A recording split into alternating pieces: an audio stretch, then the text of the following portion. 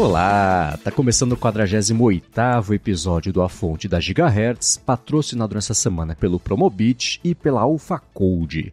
Quem tá falando aqui é o Marcos Mendes e claro que assim como toda semana, o Felipe Espósito também tá por aqui, beleza? Tudo certo, Marcos, e por aí? Tudo bem também, vamos começar fazendo um anúncio rápido aqui. Esta será, pelas próximas semanas, a última semana que eu participarei do A Fonte. Eu vou tirar férias numa data engraçada, né? Assim, calhou de ser durante a WWDC de novo, né? Que nem foi no ano passado. Mas é aquela situação curiosa em que eu tiro férias numa data que não sou eu que decido quando vou tirar férias. Então, tem mais variáveis aí. Mas o Felipe já sabe, teremos uma surpresa aqui, que A Fonte, é claro, vai continuar, né? E teremos uma pessoa especial para participar aqui pelas próximas semanas com você, né, Felipe? É isso aí. Então a galera não precisa se preocupar porque vai continuar tendo A Fonte. Mesmo sem o Marcos, vou sentir falta, mas logo logo você de volta, né? Isso aí, empolgado para escutar como ouvinte, 100% como ouvinte, os episódios cobrindo, é claro, a WWDC. Mas para isso chegar, vamos começar com este episódio daqui, claro, fazendo a repercussão aí do que pintou em Ted Lasso na última semana, o antepenúltimo episódio de Ted Lasso. Tá dando, eu não sei você, eu tô assistindo já com uma saudadezinha, né? Sabendo que esses são os últimos mesmo. É, bem verdade isso, e eu assisti esse episódio ontem de novo, e a sensação é essa mesmo, de que já praticamente acabou, né? Dá até pra sentir, assim, no ar da série, que a gente sempre tem falando reta final, mas agora esse em específico já foi bem episódio pra encerrar histórias mesmo. É, já dá pra ver um começo de conclusões de alguns arcos de personagem, né? Eu tava até comentando com a Larissa ontem isso, como e a gente veio comentando sobre isso aqui ao longo da temporada, eu tinha a expectativa de ter algumas reviravoltas mais surpreendentes, umas coisas que a gente não tivesse como adivinhar que aconteceria, assim. Mas a minha conclusão é que esse não é esse tipo de série. É uma série que é feita mesmo sem muitas ambições de ser aquela coisa surpreendente e tá seguindo um caminho que ela seguiu a série inteira, na verdade, de ser a série sobre gentileza e as pessoas descobrindo nos outros e em si mesmas esse caminho para fazer isso, né? É, exato. Algumas histórias, elas parecem ter seguido um caminho meio óbvio demais, né? Tipo o do Nathan, que ele saiu lá do time, algo que já era bem esperado, acho que desde o começo. A gente até especulou, será que ele vai ser vilão mesmo? E é isso. Mas não, ele não aguentou, ele saiu lá do West Ham e por enquanto não tá fazendo nada, mas foi pra casa dos pais, tá lá quietinho, isolado, pensando na vida, tentando fazer as pazes com ele mesmo. Então dá pra ver que a série não... Ela não, por um lado, ela não nos surpreende nesse quesito, mas por outro, é como você disse, acho que esse é o propósito de Ted Lasso mesmo, não é trazer tantas reviravoltas, não é trazer tantas surpresas, é só pra ser uma série bonitinha, calma, que tranquiliza a gente. Uhum. Não surpreende, mas satisfaz. Exato. Podia ser o slogan da série, Ted Lasso, não surpreende, mas satisfaz, né? Porque foi isso, nesse episódio, esse lance do Nate, e claro que a gente tem mais 2 episódios, dá pra acontecer alguma coisa ainda, etc, mas até agora, o que eu achei curioso foi a motivação que ele teve pra virar essa tentativa de babaca que ele teve, não pareceu suficiente para, assim, nunca fez muito sentido, nunca encaixou muito bem nessa o Ted me traiu, etc. Tá, e essa volta também, né, do nada, a gente não pegou esse processo mental dele, essa viagem dele para fazer isso. A gente viu ele meio inseguro sobre ocupar esse espaço, né, adotar essa personalidade. A Jade, né, mostrando para ele que, escuta, ser bonzinho é legal. E ele repensando uma outra atitude, mas a gente pulou do episódio passado, do lance do bar, né, dele, puxa, Rupert, eu preciso ir embora, e pronto, até a decisão surpresa, que foi legal ser uma decisão surpresa, né, dá tempo de evoluir um pouco mais a história até o final, e esse não vai ser o final da história dele. Bacana, né? Mas assim como a ida dele pro lado ruim da força não pareceu fazer tanto sentido, essa volta também falou, nossa, então tá, então que bom. Né? Mas teve toda a história.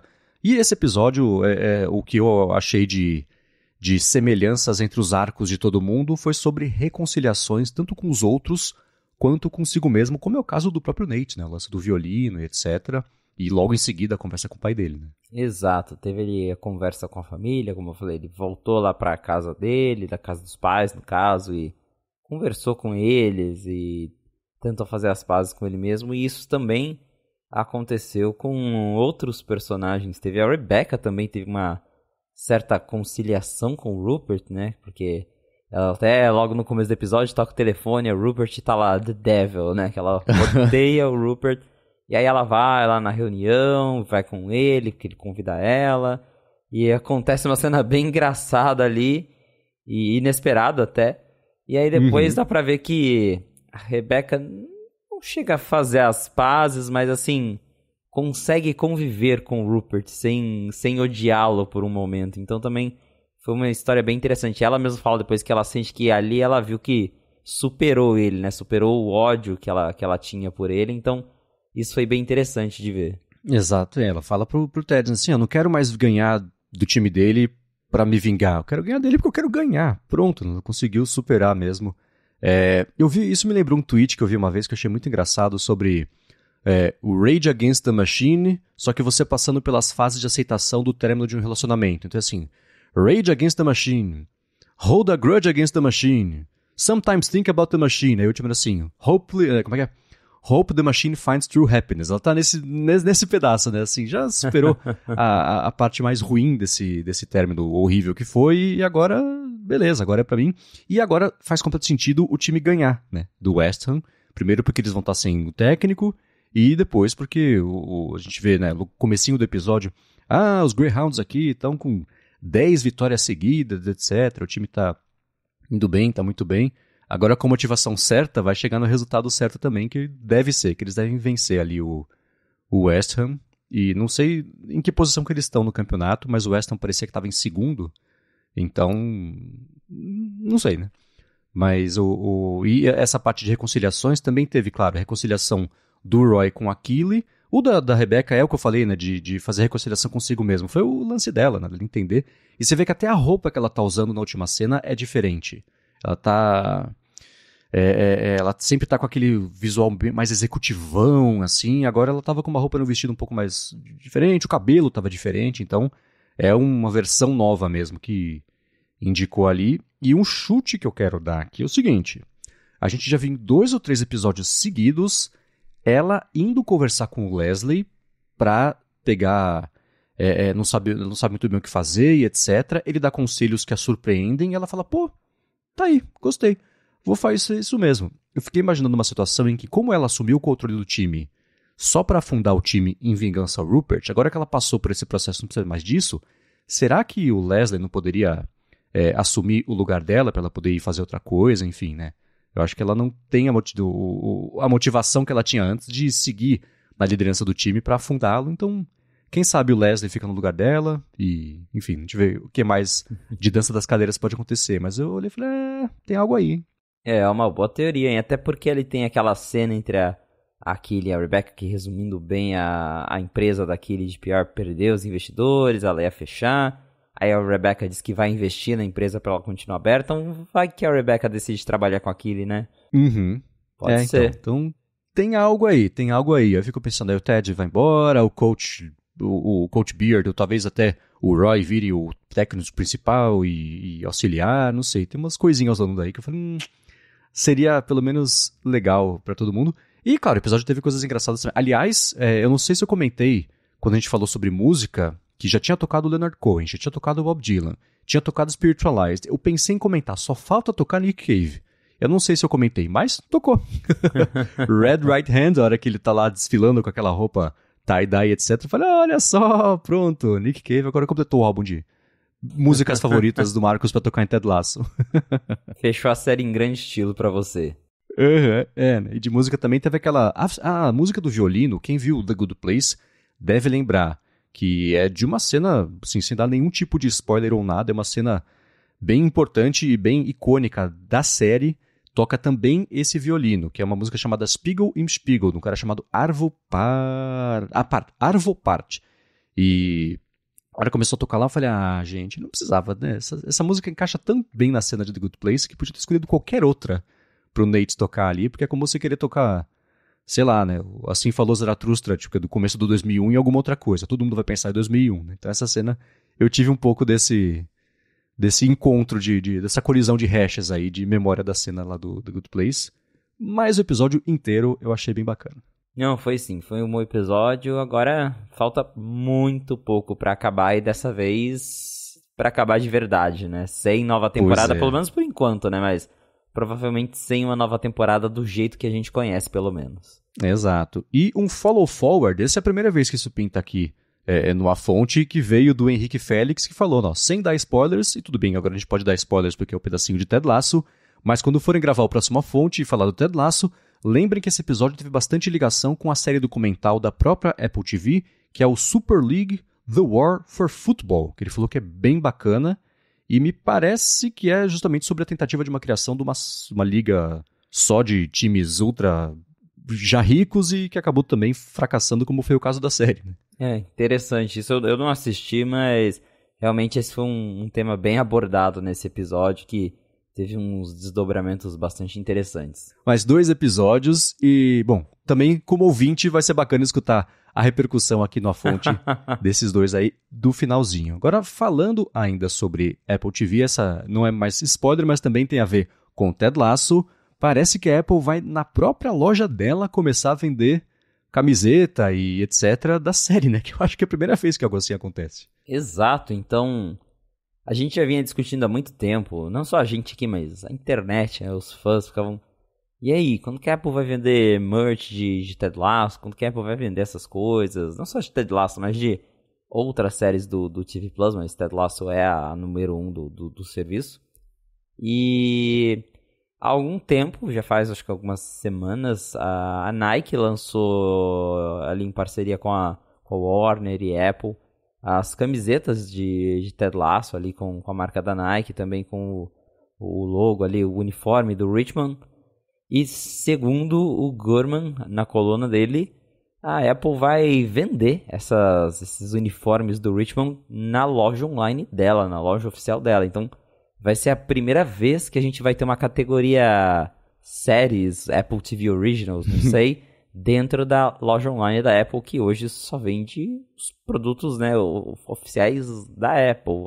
Claro, tem coisa de terceiro, mas produto a gente só pensa em eletrônico, né, iPhone, iPad, Mac, e agora vai ter camiseta, uniforme de time, de time que não existe, mas de Ted Lasso. Então vai ser bem interessante de ver esse tipo de coisa ali dentro do site, no meio dos produtos. Pois é, até não é uma coisa que eu usaria no dia a dia, deu até uma coceirinha de comprar. Eu achei bem bacana isso aí, tomara que pintem mais em breve, vou deixar o link aqui na descrição para quem quiser dar uma espiadinha nisso. Não tenho expectativa disso ser vendido aqui no Brasil, mas para quem estiver fora, nos países onde isso será vendido, tá aí um bom presente para si mesmo ou para outra pessoa também, porque é divertido, né? Ah, com certeza. E um detalhe é que, segundo o Gurman, só vai vender online, e aí nas lojas físicas da Apple vai ter um QR Code que vai te apontar falando, a gente vende roupa de Ted Lasso lá na loja online da Apple. Então, para quem quiser, né, comprar na viagem, vai ter que encomendar pela internet. Mas eu fiquei até pensando assim, já pensou você entrar numa Apple Store e ter uma seção lá, roupas? Igual no campus da Apple, né? Lá no Apple Park tem a seção roupas da Apple. Aí eu fiquei pensando, nossa, isso numa Apple Store, né? A Apple, sei lá, tendo um provador de roupa. Seria no mínimo curioso. Pois é, né? Ou você põe um headset e se vê. Não também, dá pra seguir né? um headset, não sei, né? A gente não sabe, mas é uma possibilidade. É isso aí. Agora vamos lá, vamos começar com os follow-ups aqui, seguir na verdade, né, já com os follow-ups em relação à última semana, e a gente comentou sobre a falta de compatibilidade entre o Final Cut Pro e o Logic Pro também do Mac com a versão de iPad, e o Gabriel Soria falou, não sei não se a Apple vai oferecer esse tipo de compatibilidade.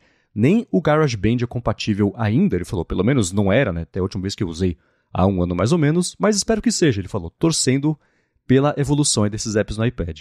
Eu também acho que nunca mais testei o GarageBand, assim, pra ver se é mesmo compatível ou não, mas antigamente não era. Porém, ao mesmo tempo, acho que tem uma diferença entre os dois softwares, porque o GarageBand, por mais que dá pra você trabalhar com ele, dá pra você fazer bastante coisa a nível profissional, ele é um software mais pra uso mais doméstico, mais criativo. E o Final Cut não, a galera compra mesmo para trabalho sério, e acho que seria um grande diferencial da plataforma oferecer essa ideia de que você pode começar a trabalhar no iPad e terminar no seu Mac ou vice-versa. Então eu espero que seja algo que a Apple esteja trabalhando. Eu mesmo estava pensando aqui esses dias, porque eu estou editando o meu vlog no Final Cut. Eu uso a versão de Mac, claro, a de iPad ainda não saiu.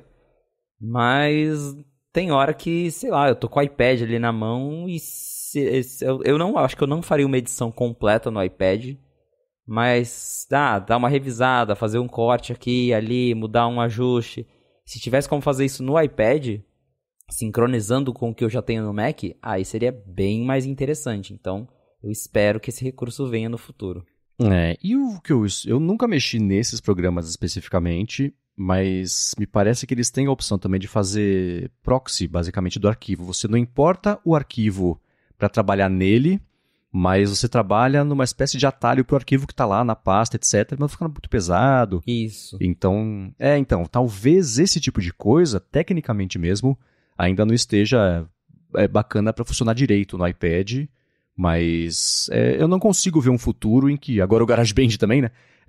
Que esses aplicativos não tenham esse tipo de compatibilidade para você começar num lugar, seguir no outro, que é a promessa da própria Apple de como a vida de produtividade de materiais hoje em dia, né? Ela não entrega isso hoje em dia, mas a visão é meio essa, né? Então, tinha esse lance do proxy que eu não lembrava e faz sentido, a gente sabendo como é que é o iPad, né? Quem sabe com o iOS 17, o iPadOS 17, que vai destravar todo o potencial do iPad, como já sabemos, talvez isso aconteça, né?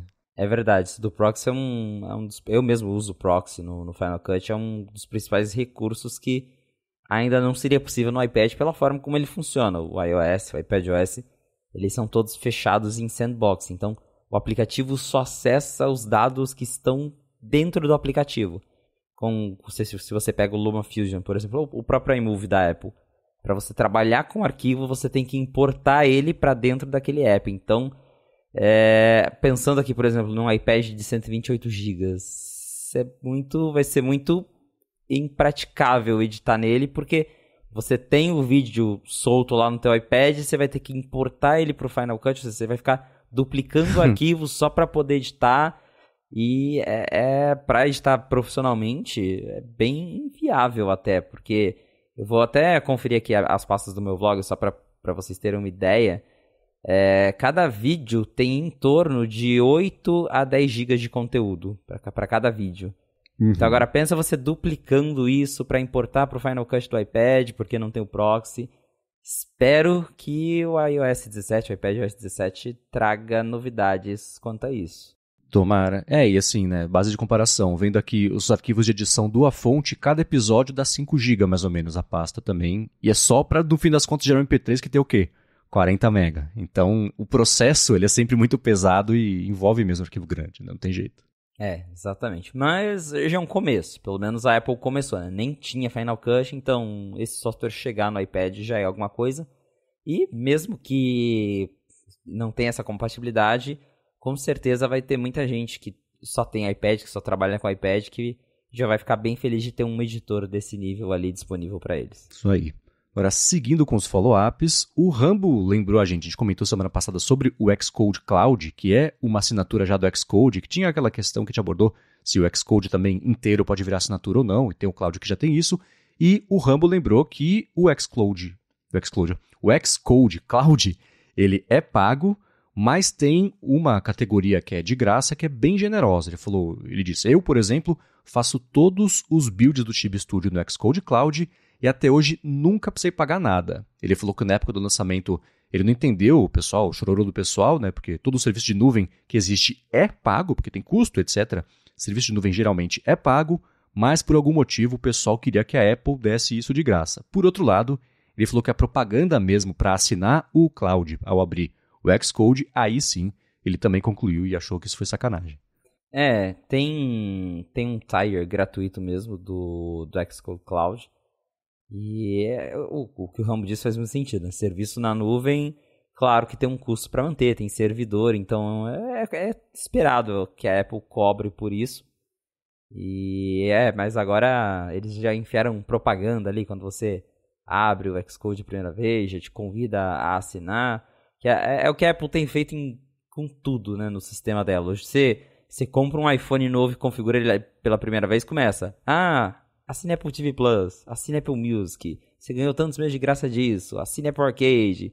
Então o sistema ele tá cheio de propagandas, né, de serviços da Apple, que a gente também já falou muito disso, é uma coisa que a Apple criticava muito no passado, falava que eles não faziam propaganda, que o sistema não tinha propaganda, e hoje eles seguiram o caminho de outras empresas, como a Microsoft mesmo faz com o Windows, que você configura lá o Windows, já vem 500 propagandas de comprar Office, essas coisas. A Apple tá fazendo com os serviços dela agora.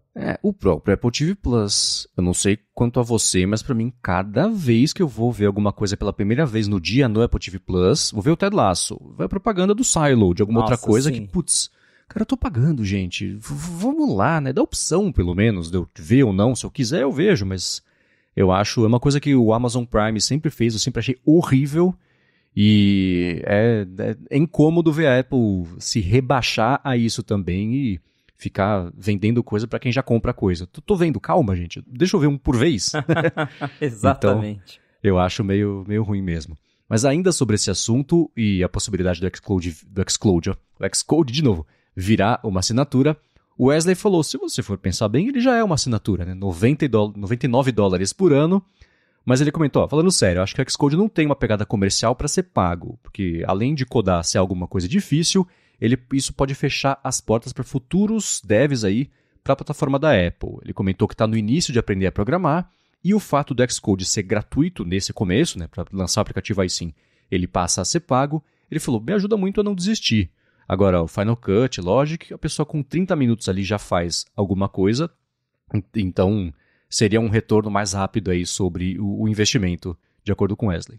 A própria Apple já... Hoje, por exemplo, tem muitas coisas são mais acessíveis para desenvolvedores. Antigamente, acho que o Xcode ele sempre foi gratuito, mas outras ferramentas, os próprios betas, acesso a betas do sistema era tudo só para desenvolvedor que pagava. E a Apple ela vem destacando, por exemplo, a existência do Swift Playgrounds como uma forma de possibilitar que novos desenvolvedores conheçam a plataforma sem ter esse compromisso de pagar, de investir, porque às vezes a gente está falando, sei lá, de um adolescente que tem curiosidade em programar e ele não vai pagar $99 por ano, mas se ele tem lá o Xcode de graça, ele vai baixar, vai explorar, vai aprender. Então tem esse lado mesmo de permitir que as pessoas sejam criativas, porque lá na frente daí isso acaba trazendo um retorno para a própria Apple. O cara faz um aplicativo legal, lança na App Store, vende, cobra assinatura, dá 30% para a Apple. Então é uma forma de motivar mesmo os desenvolvedores a conhecerem, explorar a plataforma. Então o modelo de negócio é um pouco diferente. Mas aí, claro, a Apple acha jeito de ganhar dinheiro com isso. Primeiro tem essa assinatura de $100 por ano que você tem que pagar se você quiser publicar um aplicativo na App Store. E tem também agora o Xcode Cloud. Tem algumas APIs da Apple que também são pagas, por exemplo, a API de tempo, para você usar lá a previsão do tempo dentro dos seus aplicativos. Também acho que tem um tier gratuito, mas a partir de X usuários você tem que pagar um valor para a Apple. Então, ela acha jeitos alternativos de ganhar dinheiro em cima desses usos mais extremos, assim. Eu acho que...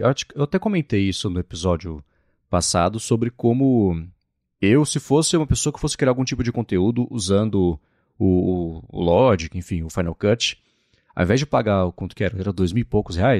Pagar... Acho que 1.500. 1.500, que seja, versus 30 por mês, ok, né? Isso abre a possibilidade, você reduz a barreira de entrada, reduz bastante essa barreira de entrada, apesar de ser um custo fixo, etc., preferir você pagar os 30 por mês ao invés dos 1.500 aí de cara, e você dá a possibilidade de mais pessoas experimentarem. No caso do Xcode, é complicado porque me parece que não funciona o modelo de você, desde o começo, fazer uma assinatura, porque a barreira de entrada ela é muito maior. Você tem que aprender a falar Swift fluente, basicamente, né? Para você conseguir usar e lançar o aplicativo. Então, você usar o Xcode como um playground e na hora de exportar, de fazer o aplicativo, etc., você ter que pagar, eu acho que é um modelo que faz um pouco mais de sentido pelo modelo que é de você ser uma pessoa que desenvolve, né? Você não chega lá do nada e... Tudo bem que, assim, fazer em meia hora, eu acho que precisa de um prazo maior para fazer uma coisa bacana mesmo, para quem já sabe o que está fazendo lá no Final Cut, no Logic, mas ainda assim é um processo diferente de trabalho, né? No Xcode exige uma profundidade de conhecimento para você, e você só vai ter essa profundidade de conhecimento fuçando, mexendo, acertando, errando, vai saber quanto tempo você vai levar para fazer o aplicativo. Nesse meio tempo, você já ir pagando, por mais que não seria $5, que seja $1 por mês, eu acho que é pior, porque é um modelo de negócio que a Apple precisa do pessoal que desenvolve na plataforma dela para fazer com que ela funcione. A gente vai falar já sobre a parte de transparência do relatório que ela publicou esses dias aí da App Store, né? Mas analisando no macro de todos os negócios da Apple, por outro lado, parece meio inevitável que a Xcode também em algum momento acabe virando uma assinatura com ou sem esses $99 para você poder mesmo lançar o aplicativo na App Store.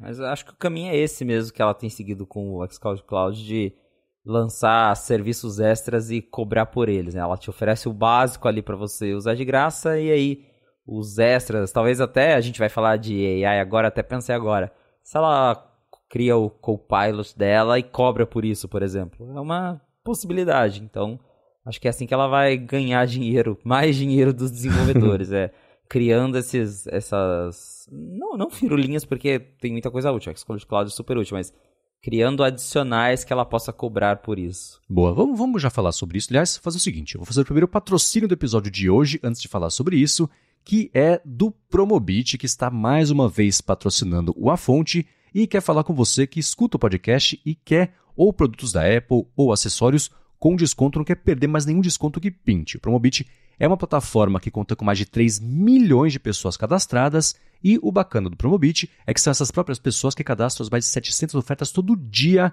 para a gente poder aproveitar. São pessoas verificadas, o que é muito importante, porque aumenta a segurança da plataforma. As lojas recomendadas também com as promoções também são verificadas, são seguras, são confiáveis. E uma coisa bem bacana é que nessa semana, para quem não sabe, é a Semana do Orgulho Nerd, por conta lá do Guia do Mochileiro das Galáxias, do Dia da Toalha, que é 25 de maio, e por conta disso, várias lojas estão fazendo promoções aí que tem a ver com tecnologia, com cultura pop também, e etc.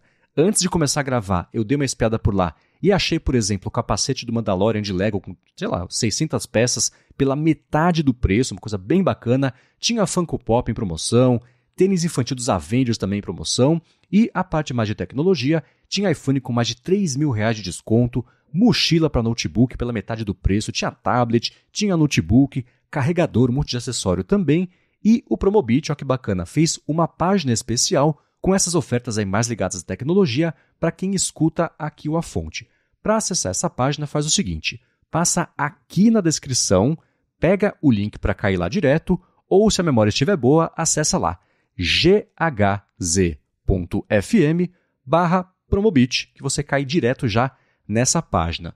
Lembrando que, além de tudo isso, o Promobit oferece também uma funcionalidade bem bacana de lista de desejos, que é para você cadastrar o que você quer comprar em promoção, e quando alguém, dessas mais de 3 milhões de pessoas que cadastram coisas todos os dias, colocar lá esse produto em promoção, na promoção que você quer, você recebe um alerta e compra o que você está aí na sua lista de desejos com desconto. Eu já estou começando a usar o Promobit, já coloquei coisa na lista de descontos, estou torcendo para isso aparecer também por lá. Então, para se cadastrar, faz o seguinte, vai em ghz.fm/Promobit, tem link aqui na descrição, ou baixa o app lá também e chega de perder promoção do que você quer comprar. Se está em promoção, está no Promobit. Muito obrigado ao Promobit pelo patrocínio mais uma vez aqui do A Fonte e pelo apoio também a toda Gigahertz. Valeu, Promobit!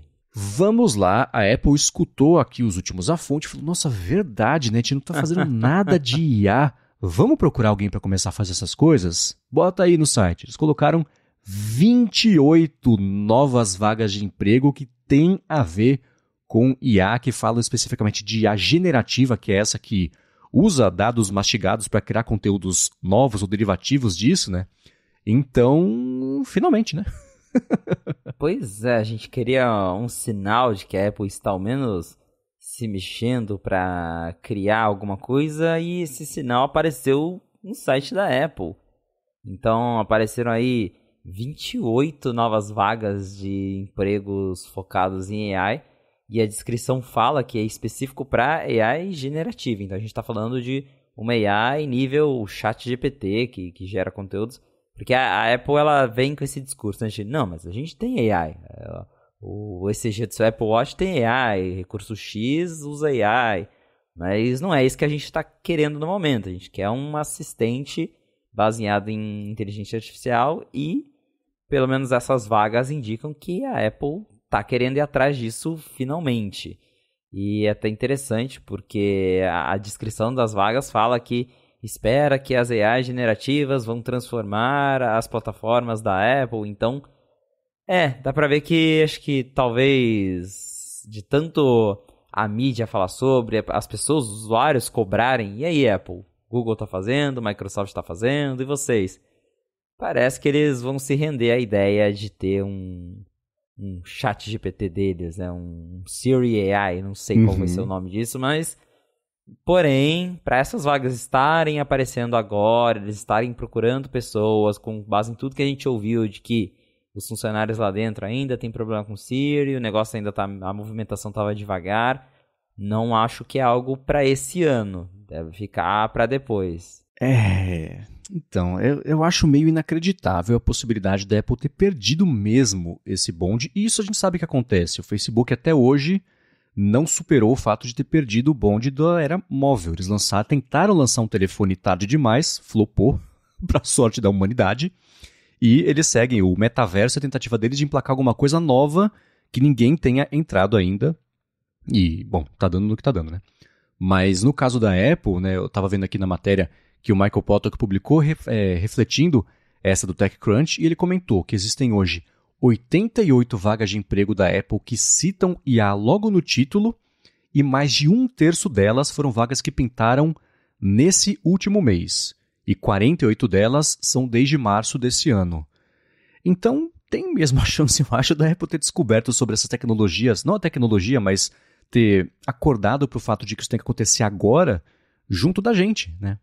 Desde março para cá, o ChatGPT já estava bombando, já tinha o lance da Microsoft investindo no OpenAI, Google também com o Bard, que, enfim, saiu meio tropeçado, mas tiveram tempo e anunciaram na Google I.O. Coisa para futuro, Google I.O. é a CS do Google, né? Tem coisa que não vira verdade, etc. Mas ainda assim, eles já correram atrás disso.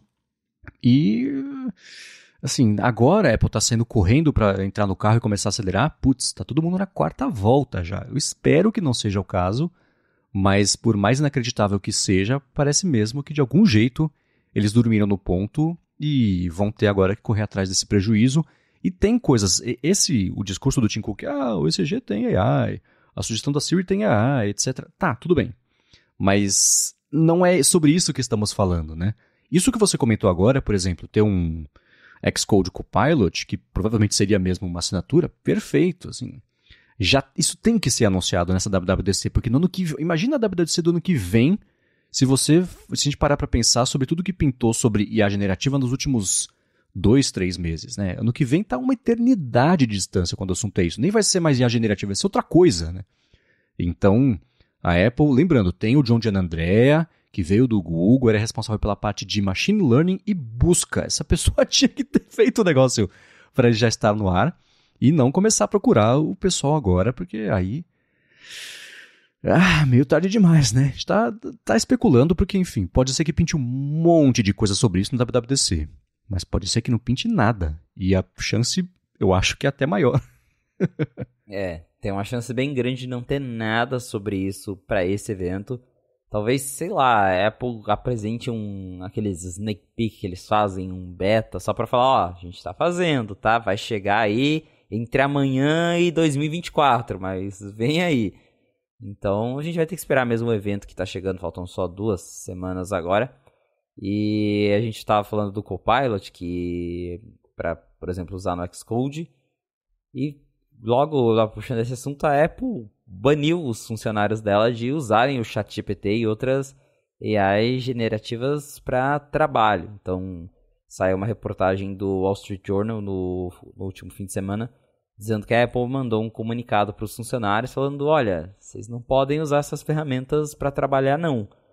E nesse caso não é nenhuma tentativa assim de tentar impedir a concorrência, sei lá, de evitar que os funcionários usem outras plataformas, mas é justamente uma preocupação com privacidade, porque, como a gente sabe, essas plataformas, ChatGPT, enfim, o próprio Copilot do GitHub, eles mandam os dados para aprimorar a AI. Então, tudo que você digita, tudo que você conversa ali com a AI é enviado lá para os desenvolvedores para eles entenderem o que está acontecendo, para aprimorar, para usar aquilo como base para outras pesquisas dos outros usuários. E aí a Apple falou, então, como a gente trabalha com, né, tem muitos dados sigilosos, às vezes o engenheiro vai lá, pede pro GPT fazer alguma coisa em cima de um código da Apple, aí esse código vai para outra empresa, cai nas mãos de outras pessoas.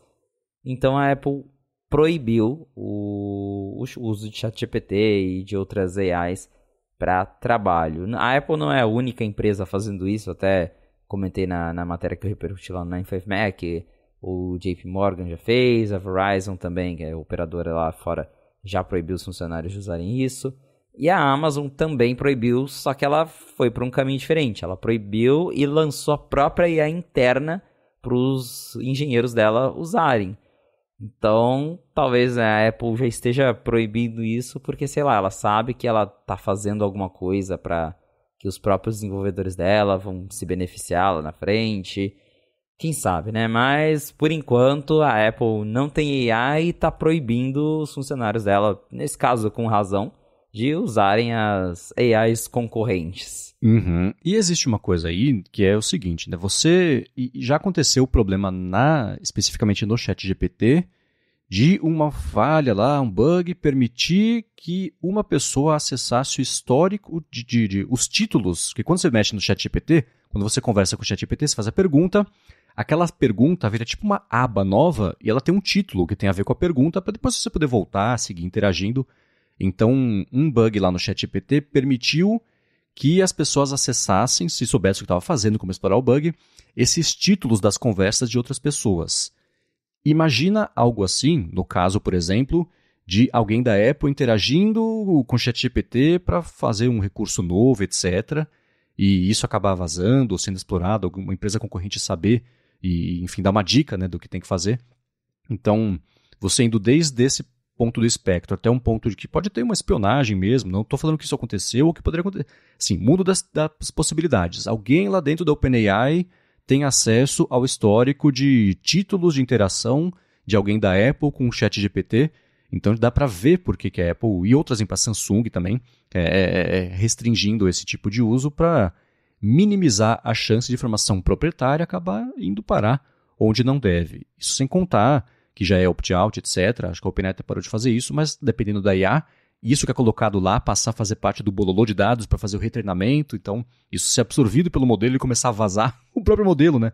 As coisas que a Apple está desenvolvendo. Então existem diversas questões aí, não surpreende, até certo mesmo nesse caso. Eu acho que a Apple proibiu o pessoal de usar, o que por outro lado é claro que não vai acontecer, as pessoas seguirão usando sob as próprias contas e riscos, mas quanto mais eu converso com as pessoas a respeito disso, elas estão mais ou menos ligadas em tecnologia, mas elas já estão usando isso de fato no dia a dia, então não dá para voltar no tempo nisso, né? Agora já faz parte aí do processo no dia a dia do pessoal e, enfim, né? O risco de isso cair, desses dados caírem nas mãos erradas, agora sempre vai existir, né? Não dá mais para fingir que essas AIs não existem. E, inclusive, essa notícia ela veio no mesmo dia em que a OpenAI lançou o app oficial do ChatGPT pro iPhone. Então, foi assim, de manhã a notícia era, o ChatGPT chegou no iPhone. De noite a notícia era, Apple proibiu o uso do ChatGPT dentro das instalações ou para os funcionários. Então, mas quem não for um funcionário da Apple pode abrir a App Store, pelo menos em alguns países, e baixar o ChatGPT direto no iPhone sem precisar abrir o navegador, com suporte ao Whisper, que é a outra AI da OpenAI também, que a gente até comentou aqui que eu tenho usado para legendar meus vídeos, que ela é justamente para você transformar áudio, transcrever áudios, né? Então ela escuta ali os áudios e tem ali bancos de dados locais que você pode usar o processador do seu iPhone, iPad, Mac, para transcrever áudios muito rapidamente. É realmente surpreendente como que o Whisper funciona muito bem. Chega a ser um pouco assustador até. Sim, sim. Eu acho que tá só nos Estados Unidos disponível por enquanto o ChatGPT e só para iPhone também. Não tem nem para Android, nem em outros países. E eu chuto que seja por conta da compra interna, porque são $20 de compra interna. E para você assinar o ChatGPT Plus, para quem quiser assinar, mas como as cobranças, me parece, elas têm sempre que ser locais na moeda do país de compra interna, e o ChatGPT não definiu a estratégia ainda de assinatura em real, em outros dinheiros, eu acho que isso vai seguir por enquanto. A hora que eles definirem o preço em real, aí lança no Brasil com a compra interna, com o preço adaptado para o Brasil e, enfim, né? Outros países aí também é a mesma coisa. Torcer para chegar logo, porque é mó legal. Com certeza. E o lance do Whisper também, né? É basicamente a Siri agora, só que funciona. Você usa o ChatGPT fazer pergunta, ele responde. Então, já pensou que bacana? Mas quem sabe? WWDC tem novidades a respeito disso. Agora, uma coisa de machine learning que pintou nessa última semana, que foi muito legal, foi do pacote de coisas de acessibilidade que a Apple anunciou, aproveitou semana passada. A gente até comentou na segunda-feira, né? Que ia rolar o dia da acessibilidade. Rolou, a Apple uns dias antes anunciou um pacotão de funcionalidades, sendo uma delas uma função chamada Personal Voice, ou voz pessoal, que é você, em 15 minutos, treinar um modelo que passa a falar com a sua voz de uma forma natural, isso voltado para pessoas que estão passando, que têm alguma doença, que um dos sintomas ou dos resultados é perder a voz, como, por exemplo, é o caso da esclerose lateral amiotrófica e outras também. Então, as pessoas que puderem treinar em 15 minutinhos ali o modelo e começar a usar o iPhone, digitar uma coisa, o iPhone falar na voz da pessoa, super bacana e que pena que isso não pintou antes, mas que maravilha que isso vai pintar agora e muita gente vai poder tirar proveito, né? Desse pacotão, acho que isso de longe foi o que mais me chamou a atenção. E outra coisa também, a primeira coisa que eu fiz quando abri o press release foi procurar por IA, Intelligence, 0, Machine Learning, tinha 3, falei, tá aí o termo que a Apple vai passar a usar, não vou falar de IA, vou falar de Machine Learning. Exato, né? Machine Learning. Mas esse recurso de entender a voz do usuário e replicar ela, de fato é um recurso, como o Tim Cook gosta de falar, né? É um recurso que usa inteligência artificial ali. Então, a Apple, ela tá usando sim a inteligência artificial, mas do jeito dela. Porém, é um recurso bem impressionante. Claro, a gente ainda não viu ele na prática, a gente só tem o press release. Mas a Apple, segundo a descrição, você vai gravar ali cerca de 15 minutos de áudio lendo algumas coisas que o iPhone vai mostrando. E aí, ao final disso, o iPhone ele vai conseguir criar, através de inteligência artificial, uma réplica da sua voz. Então, você vai conseguir digitar qualquer texto e o iPhone vai ler esse texto para você. Você vai poder usar esse texto em chamadas do FaceTime, por exemplo, para conversar com outras pessoas. O principal destaque que a Apple dá é no caso da Ella, que a pessoa perde a voz quando ela é diagnosticada com isso.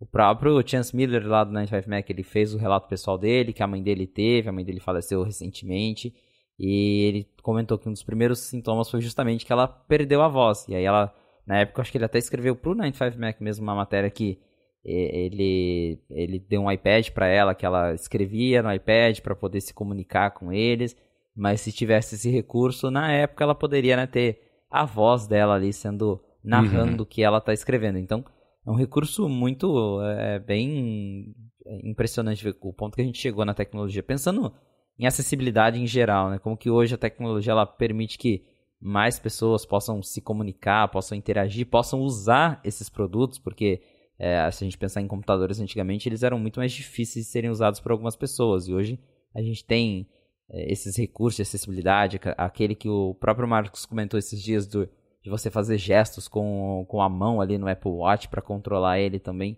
É algo bem impressionante. Então, é muito legal isso. Ao mesmo tempo, acendeu uma preocupação, que é algo que já foi discutido quando o Google tentou anunciar algo parecido, né, de você ter ali, replicar sua voz para responder algumas ligações, automatizar algumas coisas, que é o uso disso pro mal. A gente tá falando, claro, de coisas legais, de você ter ali sua voz para, de repente, quando você perder um ente querido, ou para se você tem algum problema que você não consegue falar, e aí você tem um substituto, mas...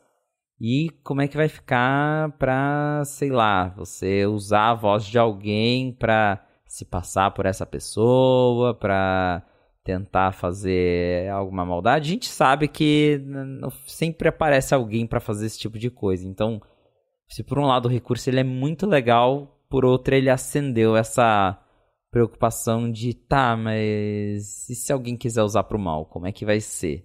Claro que como você precisa, pelo menos segundo a Apple, gravar 15 minutos de áudio lendo exatamente o que está na tela, restringe um tanto esse uso, né? Não dá para você chegar numa pessoa e falar, grava aqui 15 minutos de coisa rapidinho para mim. É um tanto difícil, mas já abre um certo precedente para algumas pessoas se passando por outras, né? Então...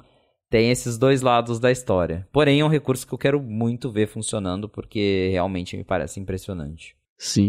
Essa doença, a ELA, esclerose lateral amiotrófica, que a mãe do Chance Miller teve, quem acho que o caso mais famoso é o do Stephen Hawking, que tinha também, falava lá por meio do computador, etc., aquela voz super sintetizada, que virou parte da estética dele, por mais, não quero parecer insensível, mas era a estética ali dele. Isso que você falou da privacidade...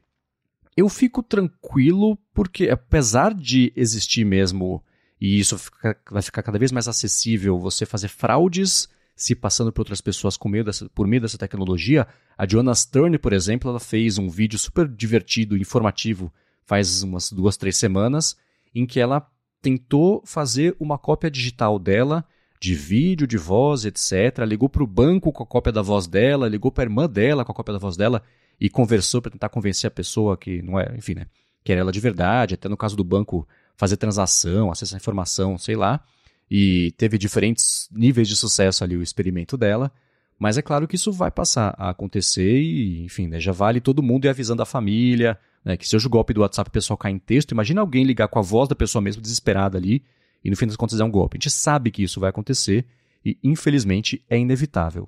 No caso da Apple, me pareceu que eles tomaram alguns cuidados para minimizar, não evitar, claro, a chance disso acontecer. Primeiro, eles falam, são 15 minutos de frases randomizadas. Não vão ser as mesmas frases para todo mundo, porque é muito fácil de você primeiro clona a voz da pessoa de algum outro jeito, né? A gente aqui, a gente grava, tem horas e horas e horas de podcast gravado, dá para clonar fácil, entre aspas, né? Então, vão ser randomizadas essas frases. O treinamento vai acontecer em Macs com processadores da Apple, no caso do iPad e do iPhone também, a partir de uma geração do processador, que eu não tenho certeza qual que é. Acho que a Apple não falou ainda qual que é. Mas eu aposto que isso vai ficar também ou guardado no Secure Enclave, vai ser uma coisa já com uma camada extra de segurança, justamente para impedir uma extração e mau uso aí desses dados, que a voz é um dado biométrico, né? Então, você fazer os bancos, como tem, por exemplo, em alguns lugares, especialmente lá fora, a validação da pessoa por meio da voz, não dá para você brincar com esse tipo de coisa. Então, eu fico tranquilo nesse caso específico, porque eu acho que vai ser difícil explorar isso para o mal, né? Falar, escuta, frases de segurança, você pode passar os próximos 15 minutos repetindo as frases que eu vou te mandar? Não vai acontecer, né? Então, bacana. E o legal mesmo dessa tecnologia é isso, são 15 minutos, não são 1.500 frases, não são 3 a 4 horas por dia, por semanas, como é hoje o lance que chama, acho que Voice Bank. Existem serviços assim, só que, primeiro, é caro e depois é um tempo gigantesco que o pessoal tem que passar fazendo isso. Você reduzir para 15 minutos, olha que incrível que é, né? Vai cair justamente no centro do alvo daquilo que o Tim Cook falou, e nesse caso faz sentido, usar o machine learning para coisas que acrescentem a vida das pessoas, que a gente repercutiu aqui, que a Apple passaria cada vez mais a falar sobre isso, porque ela tem em mãos hoje em dia, porque ela não tem lá o xCloud Copilot.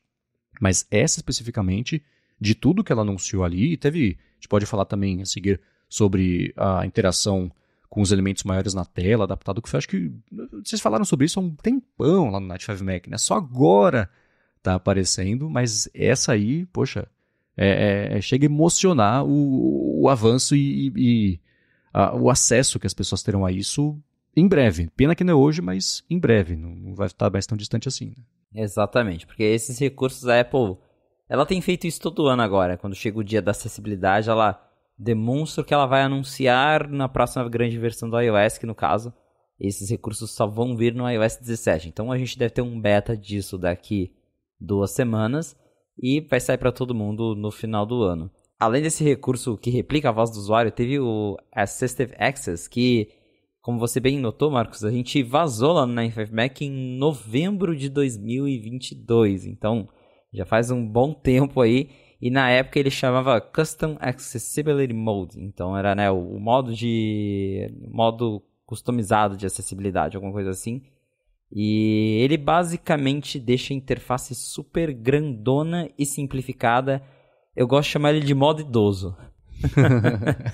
Porque ele tira toda a distração do sistema, deixa os elementos super grandões e até chega a esconder botões mesmo para facilitar ali o uso para pessoas que talvez de muita idade, que têm dificuldade em usar smartphone, que acham muito complexo. E aí, claro que tem outras pessoas que também vão se beneficiar com isso, mas ele é basicamente uma interface super simplificada, né? Você transforma o iPhone num feature phone moderno. Então, tanto que a tela inicial mesmo, ela fica ali num formato de listas, você tem só os aplicativos com fundo branco, com ícones grandões. A Apple daí mostrou... A gente tinha já mostrado no 95Mac algumas imagens, mas agora isso foi... claro, já foi bem mais ajustado, já está bem mais refinado do que o que a gente mostrou na época. Então, todas as interfaces, o aplicativo de música, eles tiram ali vários elementos, fica mais fácil para você só escolher mesmo que música você quer ouvir. O aplicativo de câmera, ele literalmente tem um botão, tirar foto. Então, é isso que ele faz. A Apple unificou ali o aplicativo de telefone e o FaceTime virou um aplicativo só chamado Calls. Então, dá para ver assim que eles se esforçaram bastante para criar um modo que deixa o celular super fácil de ser usado para quem tem alguma dificuldade, para quem não consegue enxergar bem porque está tudo gigantesco na tela.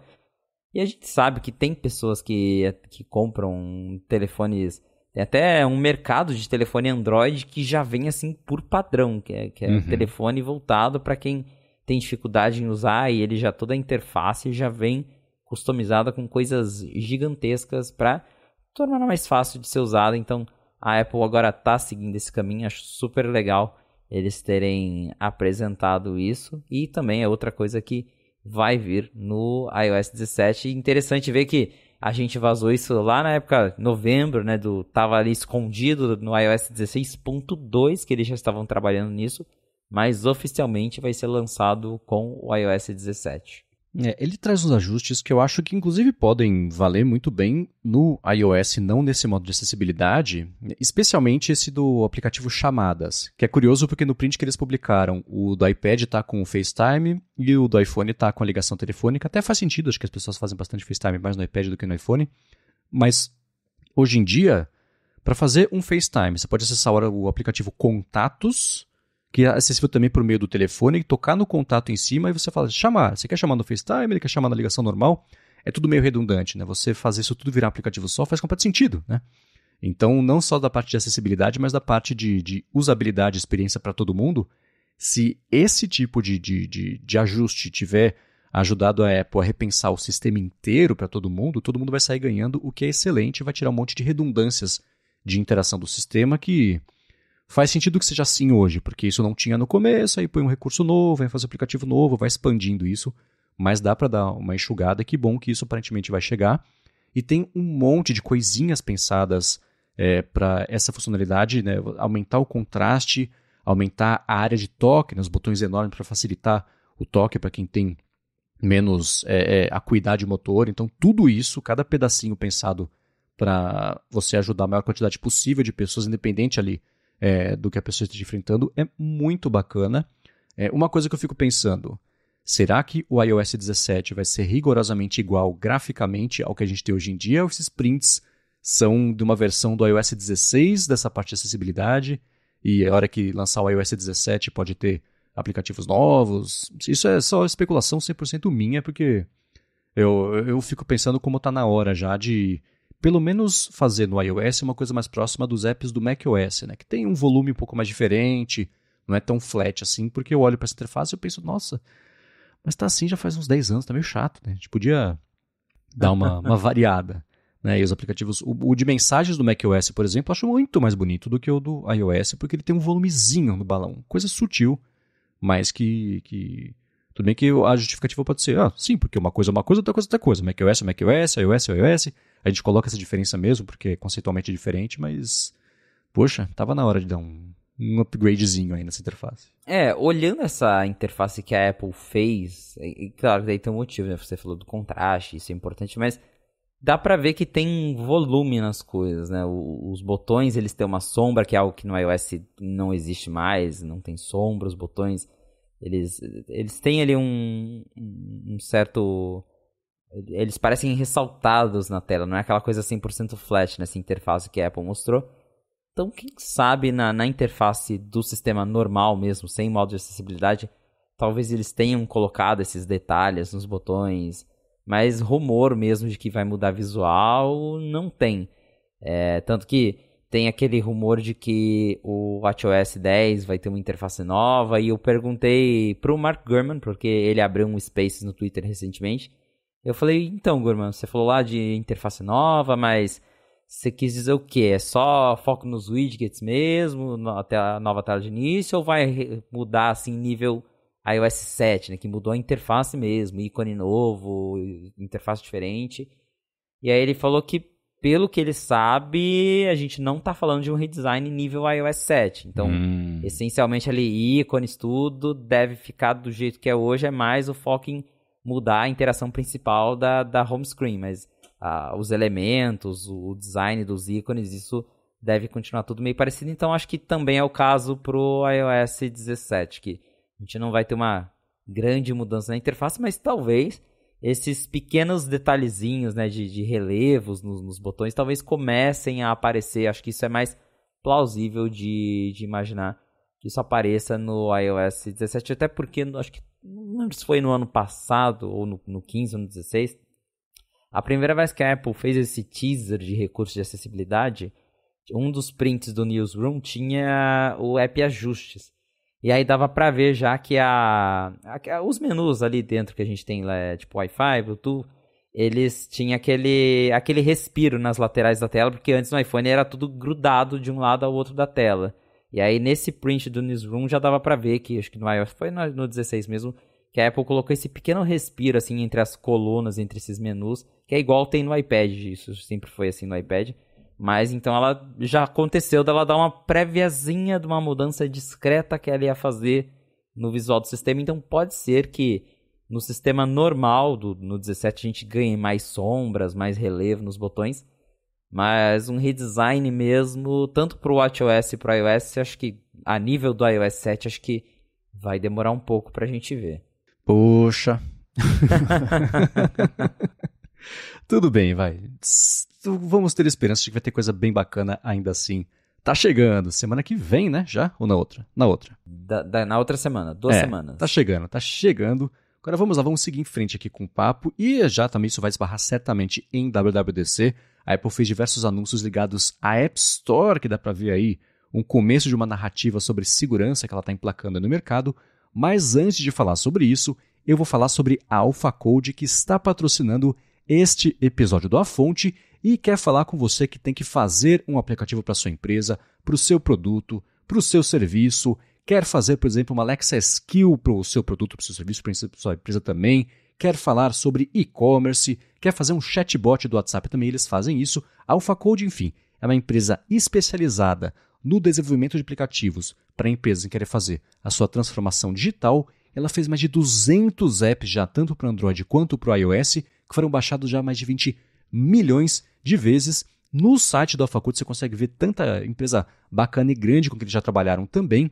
E é o seguinte, para você que tem que fazer seu aplicativo, atualizar também seu app, você tem um app que está parado aí faz tempo, tem enroscado a atualização, eles resolvem para você com um desconto ainda por cima, porque você escuta aqui o A Fonte. Para fazer isso é o seguinte, vai em alphacode.com.br, alphacode.com.br, dá uma espiada nos serviços que eles oferecem, então inclui para fazer seu app também, inclui, por exemplo, toda a parte de desde o pré-projeto, arquitetura, parte de user experience, interface também, customização, né, claro, consultoria para você poder, para você, do dia a dia com eles ali, eles vão viver como é que é a sua empresa para fazer o aplicativo, parte de segurança, cara, privacidade também, meios de pagamento. Aí você faz o seguinte, conversa com eles, fala que escuta aqui o A Fonte e para fazer seu app, para atualizar o seu app, tirar um projeto do papel, você faz isso com um desconto só porque você escuta aqui o podcast. Então, mais uma vez, alphacode.com.br e resolve com quem sabe o que está fazendo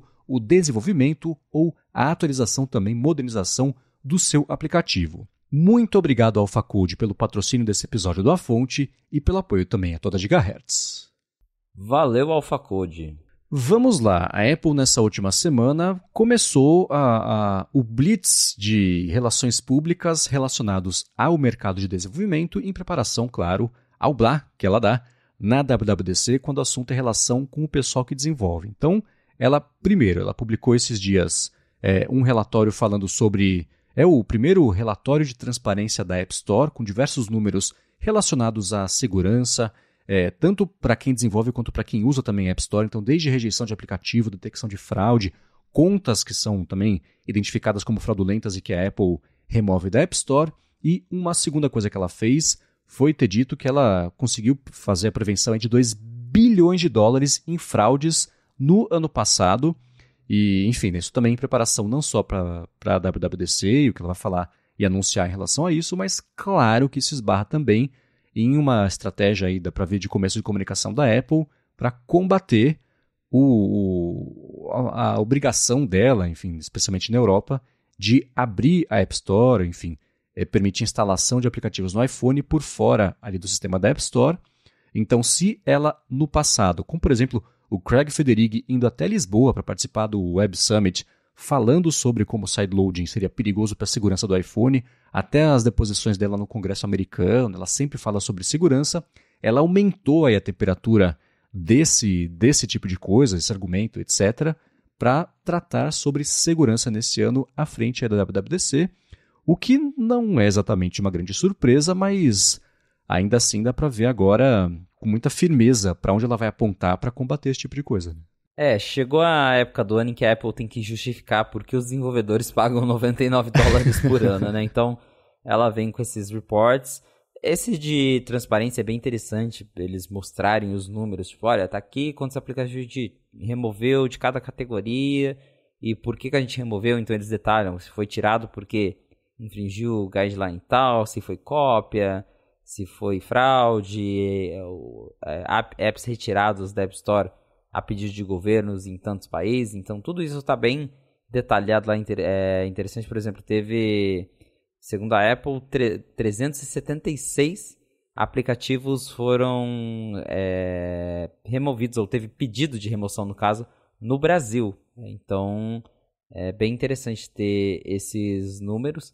Mas a Apple sempre, quando chega perto da WWDC, ela vem com isso justamente para mostrar, tipo, olha, vocês estão pagando, mas a gente, né, tá fazendo um serviço de proteger o usuário, de averiguar os aplicativos e como você bem notou, tem um peso muito maior agora porque a Apple tá nessa briga com a União Europeia de que eles querem forçar a Apple. Na verdade, já estão conseguindo, né, segundo o que a gente sabe aí, o iOS 17 ele vai abrir o sistema para apps de fora da App Store na Europa, mas ela tem que ter esse argumento de que a gente tem a App Store para proteger o usuário, porque a gente protege, porque tem não sei quantos bilhões em transações fraudulentas a gente conseguiu evitar graças à App Store, tantos aplicativos infringindo as regras que a gente conseguiu evitar, igual eles colocam aqui, né, os copycats, que são aplicativos de cópias descaradas.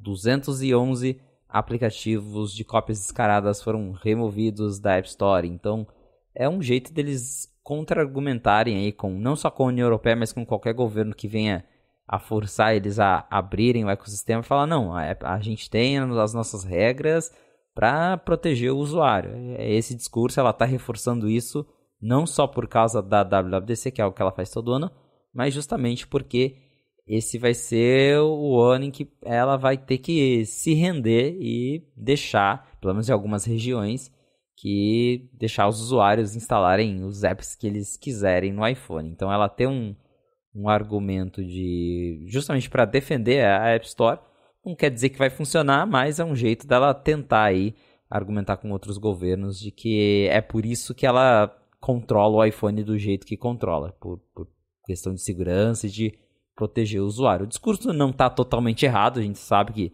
a App Store de fato está protegendo os usuários, mas também não é tão verdade assim, até porque a gente já viu que tem muito esquenta, mesmo com todo esse trabalho, a App Store ela tem sim vários aplicativos que podem ser chamados de fraudulentos, que não são exatamente sinceros, honestos com o propósito deles, então fica essa discussão aí de que mesmo a Apple argumentando tudo isso, ainda tem um trabalho muito grande a ser feito e aí cai um pouco o argumento de que a App Store ela tá ali só para proteger o usuário, porque mesmo com tudo isso ainda tem fraudes, ainda acontece muita coisa, então a Apple fica nesse dilema aí, né? Mas, pelo que a gente sabe, daqui 2 semanas a gente vai ter grandes novidades em relação a como o ecossistema do iOS funciona com ou sem App Store. Uhum.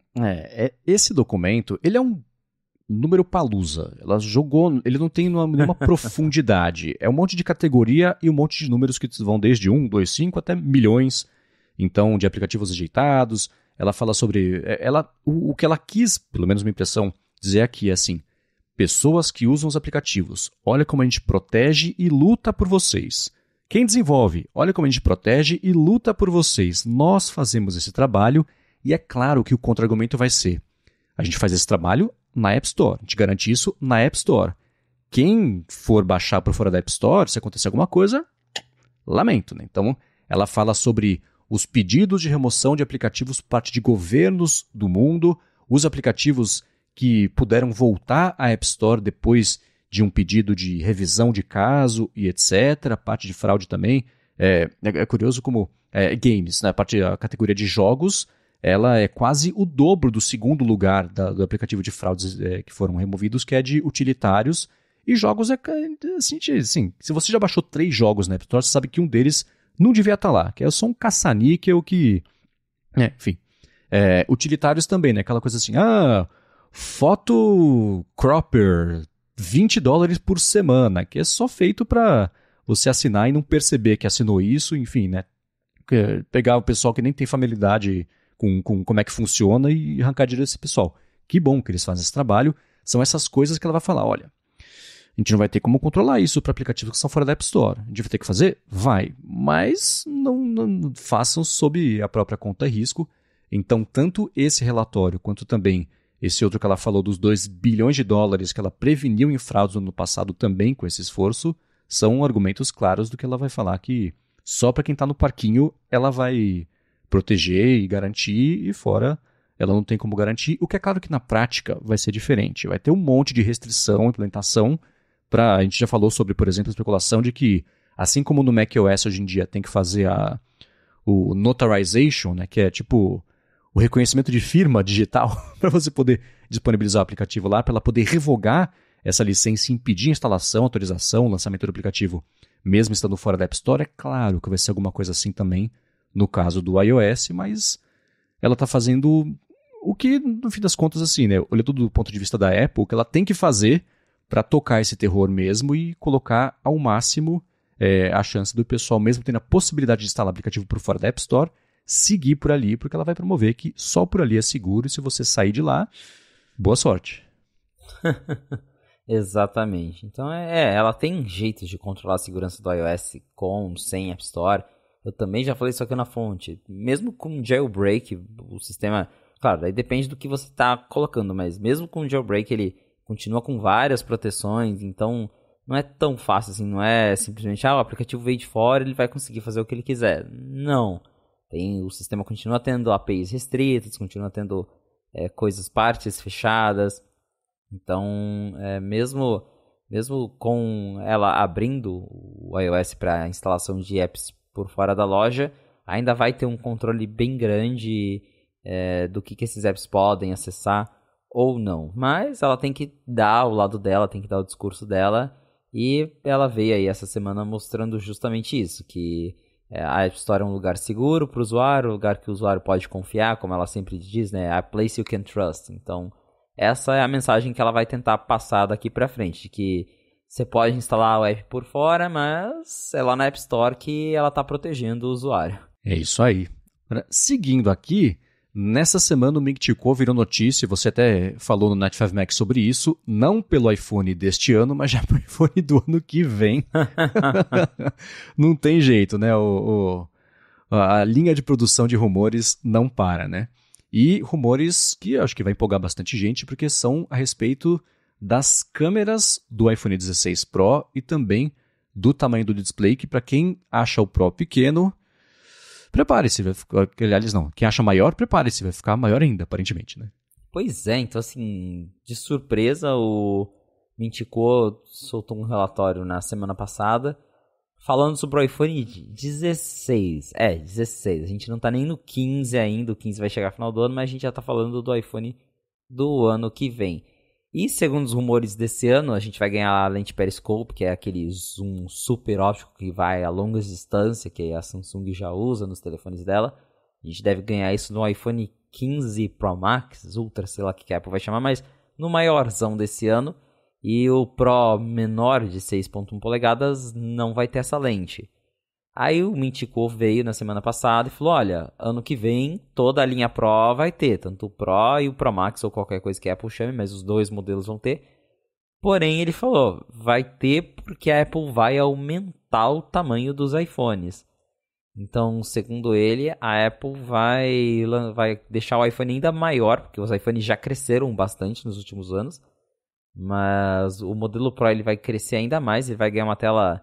Ele falou que ligeiramente maior, mas que ela vai ficar maior para o telefone em si crescer e ela conseguir ter espaço para colocar essa câmera lá dentro, porque essa lente periscópio ela ocupa bastante espaço do telefone, já que ela, para você ter uma lente dessa, né, uma teleobjetiva, ela é bem grande, ela é bem, para quem já vê aquelas, a gente até já comentou também, aquelas câmeras que o pessoal usa para filmar campo de futebol, para filmar jogo, que é aquela lente gigantesca que parece mesmo um telescópio, né? Esse tipo de lente, ela exige um espaço físico muito grande. E aí, a ideia do periscópio é, eles pegam isso e eles dobram para dentro do celular e usam uma refração para que a imagem bate ali e reflita. Enfim, tem todo um esquema, mas que faz essa mesma ideia funcionar dentro de um celular sem você ter que aumentar a espessura do celular em si. Então, ela ocupa bastante espaço interno.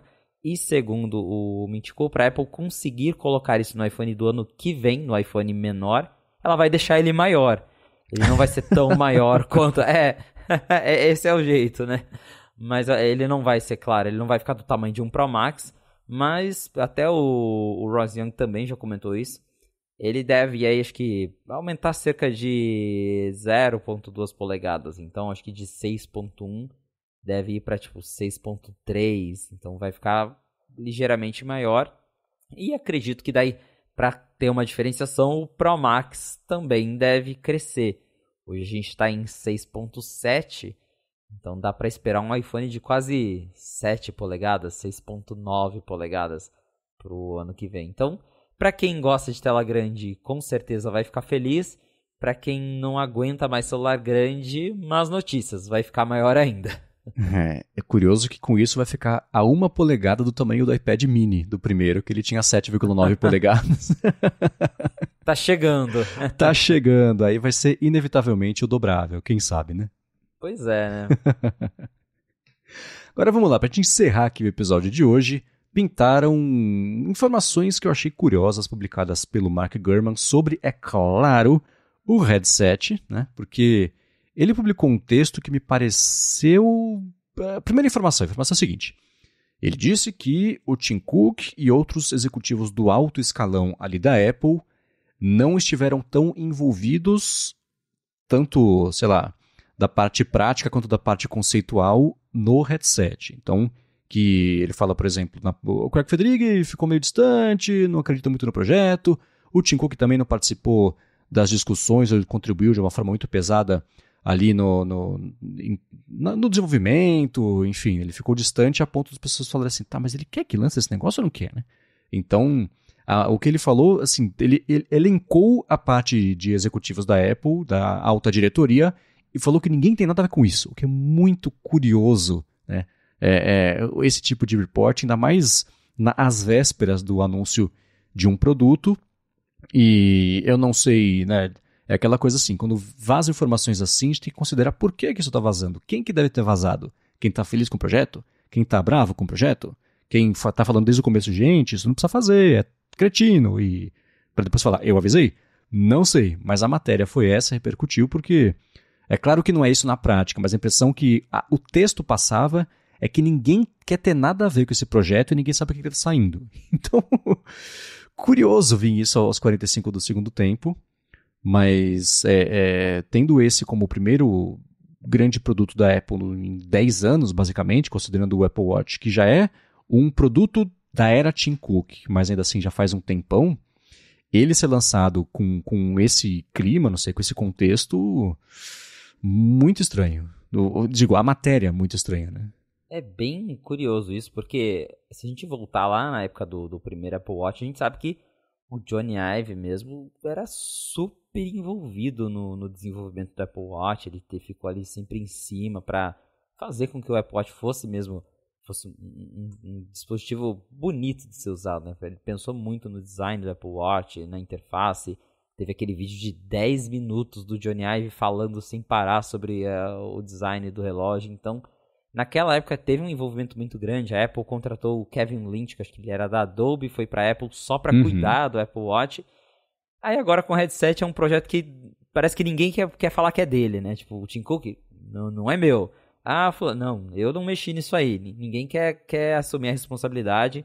Aí fica aquela impressão de que, sei lá, que é um brinquedo, uma invenção de garagem que alguns engenheiros fizeram. E aí olharam e falaram, tá, põe aí para vender, vamos ver o que dá. Mas é bem estranho mesmo ver que ninguém quer assumir culpa nesse negócio, que a gente não sabe se vai dar certo ou não, mas que pelos rumores o desenvolvimento todo foi meio controverso. Até o Mark Gurman reforça algo que a gente já ouviu, que a ideia inicial, porque na época o Johnny Ive ainda estava na Apple, tanto o Johnny Ive e o Tim Cook falavam, não, a gente não quer um capacete, a gente quer um óculos que a pessoa não vai se isolar do mundo, a gente não quer esse negócio de metaverso, né? Que é o que o Facebook tenta promover, que você coloca ali um capacete e se isola, mas a tecnologia ela ainda não chegou num ponto que dá pra gente ter um óculos comum e que faça o que a Apple quer que ele faça, com alto processamento, com bateria que dure. Então eles tiveram que se render ao projeto do capacete e, interessantemente, o Gurman fala, né, que uma fonte dele diz que tinha uma piada interna que os engenheiros eles estavam, pelo menos fingindo que estavam trabalhando num óculos mesmo de realidade aumentada, que todo mundo sabia que não ia dar certo, que o projeto até tá quase morto, mas que eles deixavam isso ali só pra deixar o Tim Cook feliz, entre aspas, do próprio Gurman, ou da própria fonte do Gurman. Então, é meio que por baixo dos panos, os engenheiros estavam lá, sabiam que esse óculos não ia dar certo, estavam fazendo o capacete deles, mas falando pro Tim Cook, não, a gente tá fazendo capacete, mas o óculos vem aí, tá? Fica tranquilo que vai ter óculos, algum dia vai ter óculos, mas o capacete vai vir primeiro. Então, é um projeto tão estranho, e pensar que ninguém trabalhou nisso, e daqui 2 semanas o Tim Cook vai estar lá no palco falando que é o dispositivo mais incrível que o mundo já viu. Estranho, né? É estranho. E outra coisa que o Gurman mencionou também é que, mesmo depois de ter saído da Apple, que o Johnny Ive continuou bem envolvido no projeto até o ano passado, quando saiu aquela notícia de que eles terminaram o mesmo contrato, que eles cortaram relações definitivas, mas que até o ano passado o Ive continuava ali ajudando os designers da Apple a ajustar esse produto. Então, de certa forma, é um produto que ainda vai ter o dedo do Ive ali. E fica mais uma vez a curiosidade, né? Se isso vai dar certo, se não vai dar certo. Mas o desenvolvimento desse produto acho que é um dos mais conturbados dos últimos tempos. E acho que eu nunca vi nada nesse nível assim de que todo mundo, todo o alto escalão lá dentro da Apple não quis nem saber muito o que é isso. Parece que eles estão lançando por lançar, para ver se pega o hype, ou para ver se até o Gurman também fala isso, né? Porque tem vários executivos ali que já estão doidos para se aposentar. O próprio Tim Cook já deu a entender que ele não quer mais ficar muito tempo na Apple. Então, parece que eles estão tentando empurrar uma última grande coisa antes deles saírem, mas ao mesmo tempo essa grande coisa talvez não tenha um sucesso tão grande, ou não teve um cuidado tão grande assim, e estão lançando mais por lançar, o que é triste. A gente escuta aí os rumores dizendo que ele vai ser avançado e tudo, mas ao mesmo tempo, se não tem uma dedicação tão grande, tem um risco grande também do produto não ficar tão bom assim. Então, as respostas eu espero que a gente tenha daqui 2 semanas, né? Porque também a gente não aguenta mais esperar essa novela. Que o fim esteja próximo. Tomara. E pra finalizar, tudo isso é muito estranho. Esse reporte inteiro é muito estranho. Não sei de onde veio a motivação pra divulgar. Agora, uma coisa que a gente pode finalizar o episódio falando sobre isso é não sei, um rumor de que tem aquele negócio de que a parte de fora do headset vai ser uma tela e, basicamente, essa tela vai ter os olhos de mimoji da pessoa para ela não se isolar completamente do mundo e quem está de fora poder interagir com ela e ver expressões faciais e etc. Isso é uma coisa que o Mark Gurman comentou desde o começo, basicamente, que ia vir e ia chegar. Mas o John Gruber, esses dias, falou que ele acha que não, que isso, na verdade, chegou no Mark Gurman como um mal-entendido, que é uma piada interna do pessoal de desenvolvimento ali da Apple, e que acabou virando a piada que isso vai ter. Que ia ser muito estranho ter, e que vai ter, e que isso chegou no ouvido do Mark Gurman como de fato vai ser um recurso, ele está reportando, reafirmando que vai ser assim, e o Gruber acha que não, que isso foi uma piada que saiu do controle, que não esperem que tenha olhos de Mimoji na parte de fora no display externo, porque não vai ser isso que vai acontecer. E eu não sei, eu acho que eu prefiro a ideia de que isso vai existir, porque aí fica mais com a pegada de um brinquedão, um headset.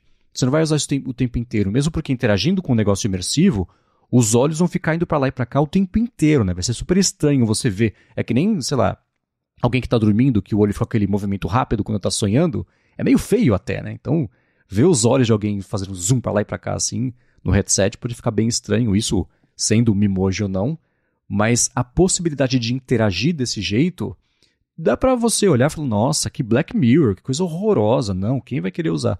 Mas pode ficar divertido também, então, se tem a possibilidade de ficar divertido, eu gosto de pensar que isso pode sim existir, apesar do risco de que alguém errou feio ali ao passar isso pro Gurman.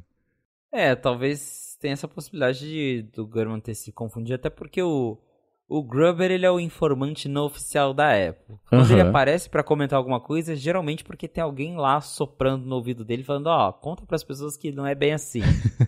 Mas o Gurman, ele era bem conhecido por dar uns pitacos ali de gente. Ele é até hoje muito próximo do pessoal da Apple. E pra ele aparecer a essa altura falando, olha, já é a segunda vez que ele fala. Acho que no começo do ano ele falou, pelo que eu sei, isso é só uma piada. Agora ele voltou de novo. Pelo que eu sei, não é bem assim. Não vai ter esse negócio de olho, de Mimoji. Então, eu acho que pode ser que em algum momento alguém lá chegou a desenvolver isso pra ver como que seria e olharam e falaram, não ficou legal. E aí descartaram a ideia, porém o Gurman ouviu isso e segue reportando que vai ser um recurso do headset, sendo que talvez seja algo descartado. Porque tem isso, os rumores, eles às vezes demoram pra chegar na gente. Então, o que a gente tá ouvindo agora é coisa de, sei lá, 6 meses atrás. Então, pode ser que a ideia um dia existiu, foi descartada, mas eu acharia um tanto estranho, não sei o que pensar. Uma coisa que eu cheguei a cogitar é, de alguma forma, você escanear teu rosto com o iPhone, ou se o próprio headset vai fazer isso, não sei. E aí ele mostra ali na área do teu rosto, ele cria um rosto 3D seu, mais realista mesmo. Não sei, tem várias possibilidades. Mas eu não consigo pensar nesse tipo de interação sem imaginar algo estranho, algo que não seja natural. Então, a gente vai ter que esperar pra ver mesmo, mas pro Gruber aparecer 2 vezes já falando que não é bem assim, alguém deve ter soprado no ouvido dele falando, olha, acho que fala pra galera aí que esse negócio de olho virtual na cara não é verdade não. Mas ia ser tão legal se fosse. Agora, eu falei que ia ser a última, mas acho que vale a pena essa aqui repercutir. É o seguinte, na última semana, na verdade, o fundador da Oculus, que é o Palmer Luckey.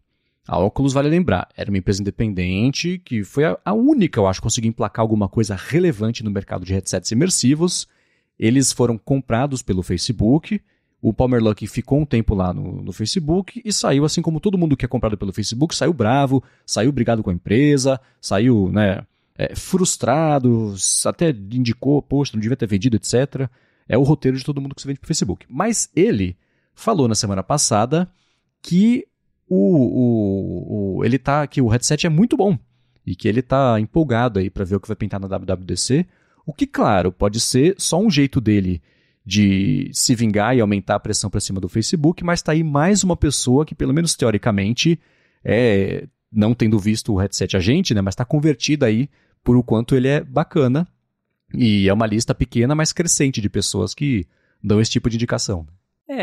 O que a gente já comentou também aqui na fonte eu não duvido que o headset seja bom em termos de hardware, de especificações. Eu acho que a Apple vai entregar sim um produto que é mais avançado que o da concorrência, mas o ponto é justamente tornar isso útil. Ok, ele tem um super hardware, tem a tela 8K, 4K em cada olho, e faz isso, e super gráficos, mas e a utilidade disso? Então acho que esse que é o grande ponto agora do headset, esse hardware surpreendente se mostrar útil. É isso que a gente não sabe, se a Apple vai conseguir, de fato, vender uma utilidade nesse produto. Mas até saiu recentemente um relatório mostrando quanto que a Apple vai gastar para fabricar cada unidade do headset. E comparando com outros que já existem no mercado, o custo da Apple está bem mais alto. Ou seja, é um produto com hardware avançado. Segundo a reportagem que também está lá no 95Mac, a Apple vai gastar em torno de $1.500 por unidade para fabricar o headset. Enquanto, por exemplo, a gente tem a Meta com o Meta Quest Pro, o custo de fabricação dele é metade disso. Então, assim, a Meta ela gasta em torno de $750 para fabricar o Meta Quest. E a Apple vai gastar $1.500 para fabricar o headset dela, que supostamente, segundo os rumores, vai custar aí na faixa de $3.000. Então, é um produto que vai vir com hardware muito avançado, é só mesmo a questão de saber se e aí? Isso é útil? A gente vai usar isso para quê, né? Então, essa é a maior curiosidade agora. Muito bem, se você quiser encontrar os links do que a gente comentou ao longo do episódio, vai em gigahertz.fm/afonte/48 ou dá mais piada nas notas aqui do episódio. Muito obrigado ao Promobit e à AlphaCode pelo patrocínio desse episódio. Obrigado a vocês que recomendam, que avaliam aqui o A Fonte para a gente poder descobrir o podcast. Lembrando, semana que vem, pessoa surpresa aqui co-apresentando o A Fonte com o Felipe. E obrigado você, Felipe, por ajudar que a Fonte siga no ar aqui, trazendo informações sobre o mundo da Apple pra galera. Valeu, Marcos. Bom descanso pra você. Obrigado, audiência, por ter ficado com a gente até o final de mais um episódio do A Fonte. Se você quiser me encontrar nas redes sociais pra gente bater um papo, é só me procurar no @Felipe Espósito. Boa, eu sou MVC Mendes no Mastodon e no Instagram. Eu apresento um monte de podcast aqui na Gigahertz e também o Bolha Dev e o Hipsters Fora de Controle lá pra Alura e escrevo por iFeed.pt. Obrigado pela audiência. E na semana que vem, o A Fonte está de volta. Valeu, galera. Abraço.